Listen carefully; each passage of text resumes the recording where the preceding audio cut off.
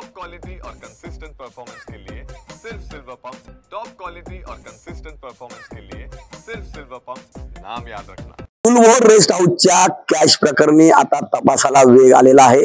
या ठिकाणी हा तपास होत असतानाच आज याच विधिमंडळ अंदाज समितीची धुळ्यामध्ये बैठक होत आहे। जिल्हाधिकारी कार्यालयामध्ये ही बैठक होत आहे। हे जे प्रकरण होतं या प्रकरणा संबंधी जी काही अंदाज समिती ती अंदाज समितीच्या सदस्यांसाठी 5 कोटी रुपये आणल्याचा दावा गोटेंकडून करण्यात आला होता आणि त्यानंतर त्या रूमला खोलल्यानंतर त्या ठिकाणी 1,84,84,200 रुपये मिळून आले होते। त्यानंतर या प्रकरणाला आता गती मिळालेली आहे। ज्यांच्यावर आरोप करण्यात आला होता जे अर्जुन खोतकर आहेत समितीचे अध्यक्ष, हे समितीच्या अध्यक्षांचे जे काय स्वीय सहाय्यक आहेत किशोर पाटील यांना देखील पोलिसांच्या वतीने चौकशी कामी बोलवण्यात आलं होतं। त्यांची देखील चौकशी झालेली आहे आणि ही जी कॅश आहे ही सर्व कॅश या ठिकाणी आता ट्रेझरी मध्ये जमा करण्यात आलेली आहे आणि अँटी करप्शन ऍडिशनल कमिशनर यांच्या वतीने या संपूर्ण कॅशची चौकशी केली जाणार आहे। त्यामुळे आता या प्रकरणाला आता हळूहळू गती यायला सुरुवात झालेली आहे।